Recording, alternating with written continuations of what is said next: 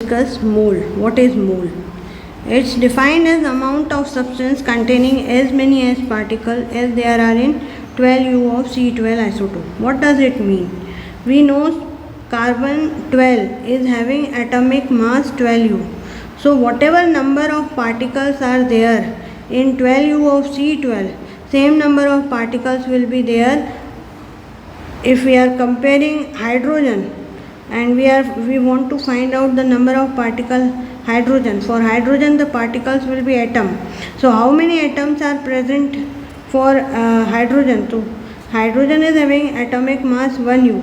So 1U of hydrogen contains same number of particles as there are present in 12U of C12.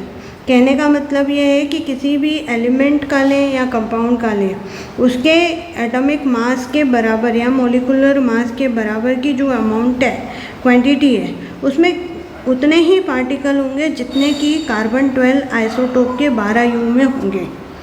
Like अगर oxygen हम बोल रहे हैं तो oxygen में के 16U में 16U में उतने ही पार्टिकल होंगे, उतने ही एटम होंगे जितने कार्बन 12 के 12U में एटम हैं।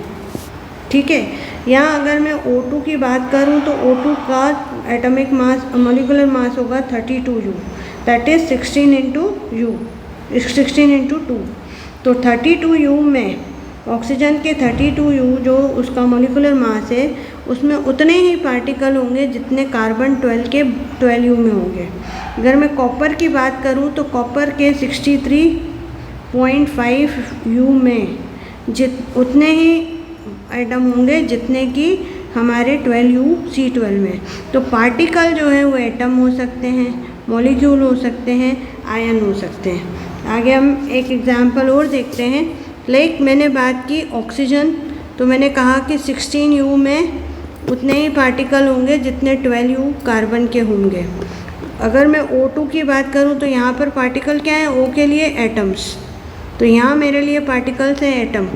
O2 की बात करूं तो 32U 16 इंटू 2 की हमने बात की, तो 32U जो उसका मॉलिक्यूलर मास है उसमें उतने ही पार्टिकल होंगे।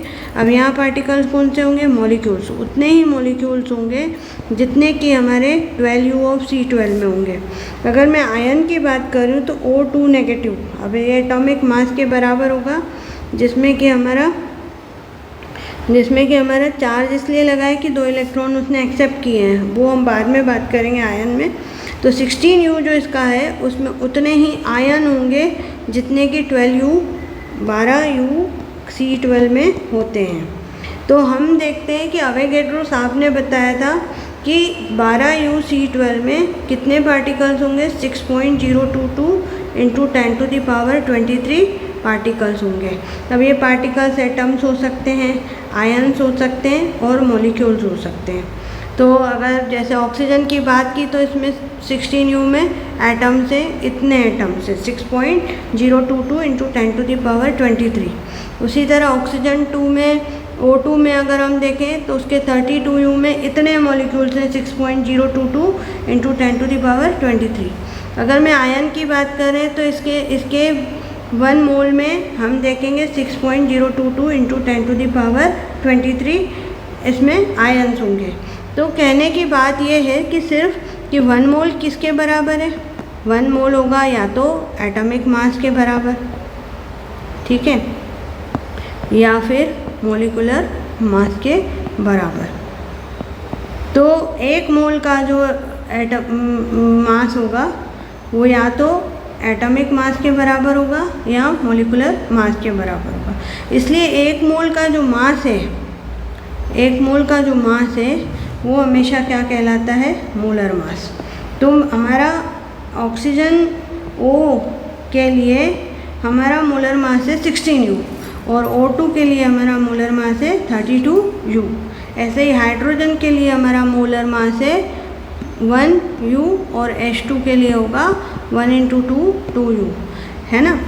इसी तरह अगर हम कॉपर से कंपेयर करें तो कॉपर का जो मॉलिक्यूलर मास है वो कितना है? एटॉमिक मास जो है एटॉमिक मास 63.5U है। 63.5U के बराबर U में 6.022 पार्टिकल्स होंगे, 22 इंटू 10⁻23 पार्टिकल्स होंगे जो कि C12 के 12U में पार्टिकल्स हैं। तो जो ये क्वांटिटी है 6.022 इंटू 10⁻23, ये जो क्वांटिटी है अवेगेड्रो साहब ने दिया था ये नंबर, इसलिए हम इसको अवेगेड्रो नंबर या अवेगेड्रो कांस्टेंट भी कहते हैं। अब ये अवेगेड्रो कांस्टेंट है के बराबर हमारा जो है एटॉमिक मास होगा, इतने ही पार्टिकल्स होंगे, एटॉमिक मास या मॉलिक्यूलर मास होगा। अगर कंपाउंड की बात करें, लाइक हम वाटर की बात करते हैं, तो वाटर का जो मॉलिक्यूलर मास है वो कितना है, 2 हाइड्रोजन का हो जाएगा 1 × 2 + 16, ये हो जाएगा 18। तो 18U वाटर के में उतने ही पार्टिकल होंगे, कितने, 6.022 इंटू 10⁻23 पार्टिकल्स। यहाँ पर क्या होंगे, मॉलिक्यूल्स होंगे जो, तो इतने ही पार्टिकल हमारे कार्बन के 12U में होते हैं। तो हमने कार्बन का 12U 1 मोल के बराबर माना है, तो हर सब्सटेंस का 1 मोल जो है उसके एटॉमिक मास या मोलिकुलर मास के बराबर होगा। तो मास ऑफ 1 मोल जो होता है वो मोलर मास होता है। यहाँ पर हमने समझा 1 मोल, अगली बार हम समझेंगे कि 1 मोल से हम नंबर ऑफ पार्टिकल्स कैसे कैलकुलेट करेंगे और मास ऑफ सब्सटेंस कैसे कैलकुलेट करेंगे। Thank you.